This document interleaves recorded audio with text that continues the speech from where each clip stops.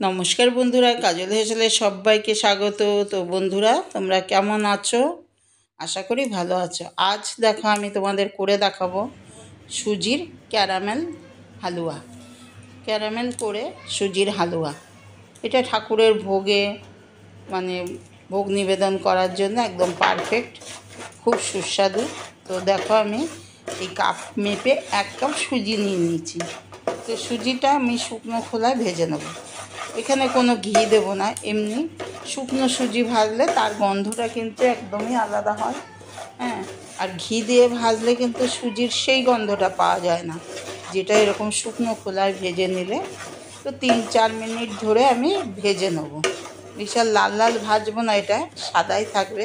তো জাস্ট একটু সুজির ওই যে ভাজার একটা গন্ধ সেটা আসলে এটা আমি নামিয়ে রেখে দেবো। তো দেখো ভেজে নিচ্ছি, কন্টিনিউ নাড়াচাড়া করে, একদম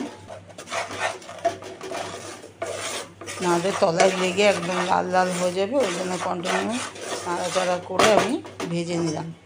এবার নামিয়ে একটা বাটিতে ঢেলে রাখছি। বাটিতে ঢেলে রাখলাম, একটু ঠান্ডা হওয়ার মতো জাস্ট ছড়িয়ে দিলাম, একটু ঠান্ডা হয়ে যাবে। তো দেখো, আর আমি এই যেই কাপ মেপে সুজি দিলাম, এই কাপ মেপেই আমি 2 কাপ এখানে দুধ দিয়ে দেবো। এই দুধটা আমি আগেই গরম করে রেখেছি, এখন কিন্তু দুধটা ঠান্ডাই আছে, কোনো গরম দুধ না। এটা কিন্তু ঠান্ডা দুধ, কিন্তু গরম করে রেখে দিয়েছি অনেকক্ষণ আগে, দুধটা ঠান্ডা আছে। তো দিয়ে এইখানে যেহেতু 1 কাপ সুজি নিয়েছিলাম, তো এখানে আমি 2 কাপ দুধ দিলাম।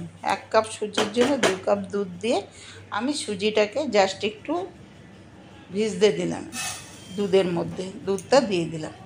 তো দিয়ে এবার দেখো আমি চিনিটা ক্যারামেল করব বলে যেই কাপ মেপে সুজি নিয়েছিলাম সেই কাপেরই 1 কাপ চিনি নিলাম। তো 1 কাপ চিনি নিয়ে নিলাম, নিয়ে এবার জাস্ট আমি রেখে দিয়েছি। ক্যারামেল হওয়ার জন্য কোনো কিছু করতে হয় না, প্রথমে এইভাবে রেখে দিলেই আস্তে আস্তে সুজিটা রেডি হতে থাকবে। তো দেখো, তার মধ্যে আমি 1 চামচ ঘি দিলাম, 1 টেবিল স্পুন ঘি দিয়ে দিলাম, কিন্তু আমি আগে কিন্তু ঘি দিয়ে ভাজিনি। এবার ঘিটা দেওয়ার পর, চিনিটার মধ্যে ঘিটা দেওয়ার পর আমি এবার মিশিয়ে নিচ্ছি, এবার নাড়াচাড়া করছি। গ্যাস হাই ফ্লেমেই আছে এখন আপাতত, পরে আমি একটু পরে কমিয়ে দেবো। ব্যাস দেখো, চিনিটা অনেকটাই গলে গেছে, যেহেতু আমি নাড়াচাড়া করেছি, না নাড়াচাড়া করলেও চলতো, ওই জন্য একটু দলা হয়েছে। কিন্তু এবার গ্যাস একদম মিডিয়াম টু লো ফ্লেমে করে নাড়াচাড়া করে নিচ্ছি, নাহলে একদম পুড়ে গেলে পোড়া গন্ধটা একটা আলাদা হয়ে যাবে, বিচ্ছিরি লাগবে। আর ক্যারামেলের গন্ধটা খুব সুন্দর হয়, চিনি ক্যারামেল করলে সেটার গন্ধটা আলাদাই হয়, সুন্দর। তো দেখো এবার কন্টিনিউয়াস নাড়তে হবে, কিন্তু গ্যাস আমার মিডিয়াম টু লো ফ্লেমে রয়েছে একদম। দিয়ে এবার অনবরত নেড়ে যাচ্ছি, একটু হাতাটা উল্টো দিক করে দিলাম, যেহেতু ওইদিকেও চিনিটা লেগে রয়েছিল। তো দেখো, এই দেখো একদম গলে গেছে, একদম চিনিটা গলে দেখো কি সুন্দর একটা কালার এসছে। যেহেতু এর মধ্যে ঘিটা দিয়েছি বলে একটু আলাদা কালার এসছে, নাহলে অন্যরকম গুড়ের কালার আসতো। তো যাই হোক, গ্যাসটা আমি একটু বন্ধ রাখলাম, একটু বন্ধ রেখে এটা এখনও গরম আছে, কিন্তু একটু বন্ধ রেখে এটাকে ঢেলে দিচ্ছি। ঢেলে দিলে হবে না, কন্টিনিউ নেড়ে যাচ্ছি। তো এবার আবারও আমি গ্যাসটা দেশলাই দিয়ে গ্যাসটা ধরিয়ে নেব। ব্যাস দেখো এরকম দলা দলা হয়ে গেছে, আবার গ্যাসটা আমি জ্বালিয়ে দিয়েছি। দিয়ে এবার দেখো আরও নেড়ে নেড়ে নেড়ে নেড়ে ওইটা একদম কিন্তু গলে গেছে। ওটা বেশিক্ষণ থাকে না ওরকম শক্ত, প্রথমেই ঝপ করে কিছু দুধ ঢাললেই এরকম হয়। তো আমি ওইটা সুজিটা যে চিনি দুধের মধ্যে মিশিয়ে ওইটা পুরোটাই ঢেলে দিলাম, দিয়ে আবারও কন্টিনিউ আমি এবার নাড়তে থাকবো। আমি জাস্ট সুজিটা একদম শুকনো শুকনো দানা দানা মতো থাকবে সেই রকম করব, একদম শুকনো শুকনো দানা দানা মতো। তা আবারও 1 টেবিল স্পুন ঘি দিয়ে দিলাম, প্রথমে দিলাম 1 টেবিল স্পুন চিনির মধ্যে, এবার দিলাম সুজিটার মধ্যে। তোমরা বন্ধুরা ইচ্ছা করলে আরও অনেক বেশি দিতে পারো, আবার কমও দিতে পারো। আর দিয়ে দিলাম দেখো ছোটো এলাচের গুঁড়ো, 1 চামচ দিয়ে এবার আবারও কন্টিনিউ নাড়তে থাকবো যাতে একদম তলায় ধরে না যায়। নেড়ে নেড়ে একদম একটু শুকনো শুকনো করে নেব। এই সুজিটা বেশ মানে ঠাকুরের ভোগে তো ভালো লাগবেই, আর খেতেও তারপরে প্রসাদ হিসাবে ওটা খেতে খুবই সুস্বাদু হয়। তো দেখো বন্ধুরা, তোমরাও ইচ্ছা করলে ঠাকুরকে এইভাবে সুজির হালুয়া বানিয়ে তোমরা ঠাকুরকে ভোগে নিবেদন করতেই পারো। তো দেখো, গেলকাল পূর্ণিমা ছিল, আজ হচ্ছে শ্রাবণ মাসের প্রথম সোমবার, ওই জন্য আমার ঘরে করা হয়েছে, তো সেটাই আমি তোমাদেরকে দেখাচ্ছি। তো এই দেখো, কিছু পেস্তা কুচি আর কিছু কাজু কুচি দিয়ে দিলাম। কাজু, পেস্তা আর আমন্ড 3টে আমি কুচিয়ে রেখেছি, তো কিছুটা দিয়ে দিলাম। এখন দিয়ে আবারও নাড়াচাড়া করছি।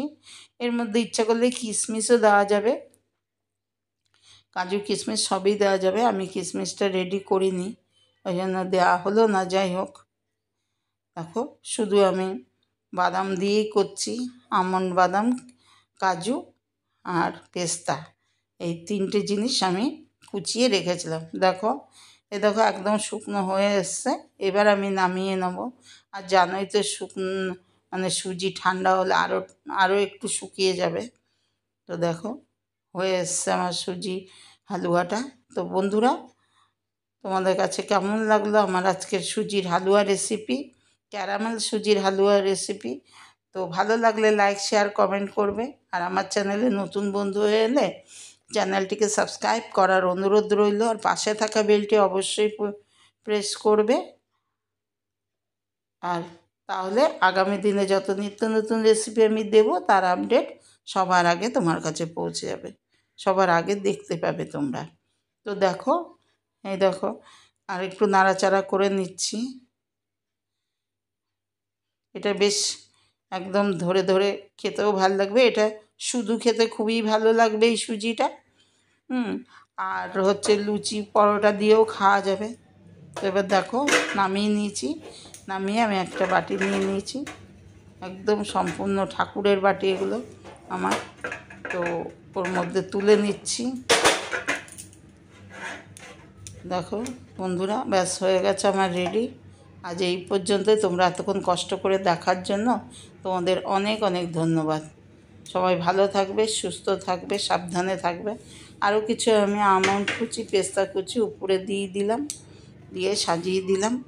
ইচ্ছা করলে এই বাটিটা উল্টে দিয়ে অন্যভাবেও পরিবেশন করা যায়, কিন্তু আমি এইভাবেই দিলাম। তো বন্ধুরা, আজ এই পর্যন্ত। আবার আসবো অন্য কোনো রেসিপি নিয়ে। ততক্ষণের জন্য তোমরা সকলে ভালো থাকবে, সাবধানে থাকবে। ব্যাস, টাটা, বাই বাই।